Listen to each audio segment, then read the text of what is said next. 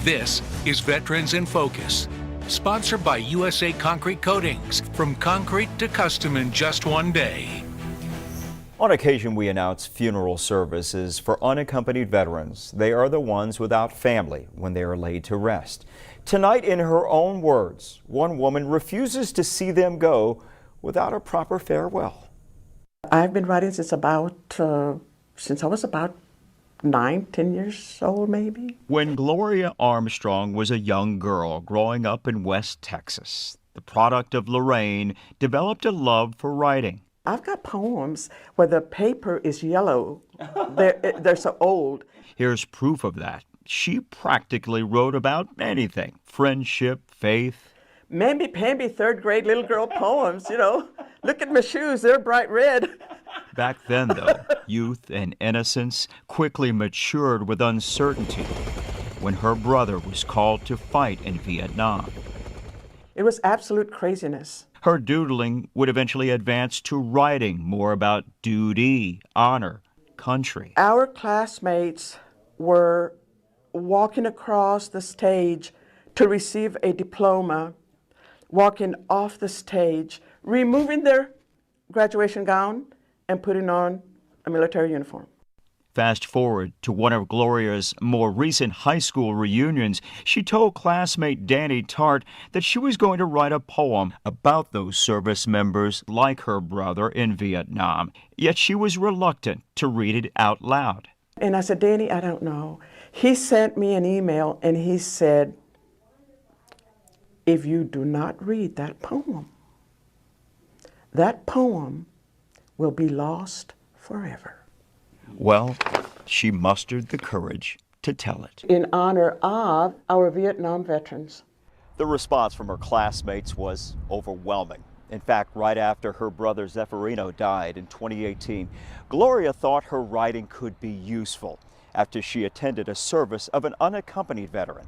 Other than that veteran's family not being there, Gloria also noticed something else important that was missing.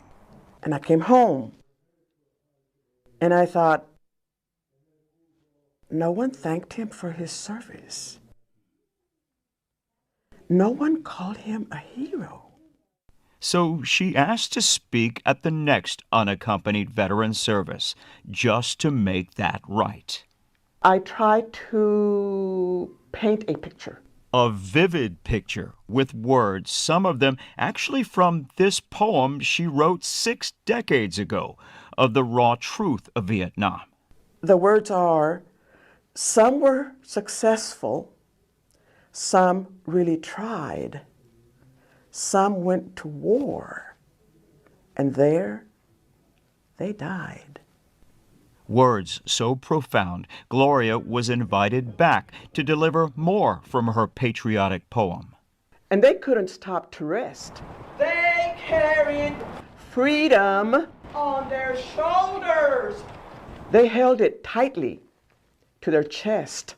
Words that take 15 minutes to recite, so deeply meaningful when spoken, they even help unite. I have been told that I touch their heart, that I speak to their heart. It means a lot to all of us. Honor Guard member Tony Acevedo gets a bit choked up at every ceremony where Gloria speaks. She puts it out for us to see, and so we can open our eyes. You know, she will be rewarded.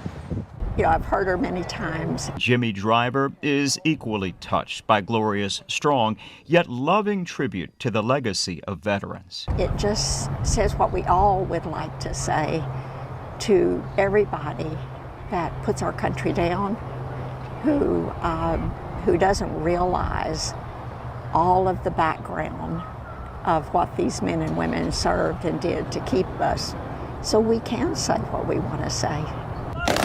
We all have different callings to help preserve our way of life, some to protect us, and others to lend a voice of heartfelt gratitude. One of the veterans came by and said to me,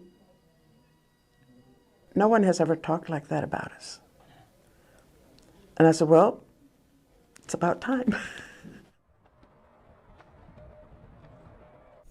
It's about time. Gloria Armstrong is currently writing not one, but 4 books. We will let you know when they are published.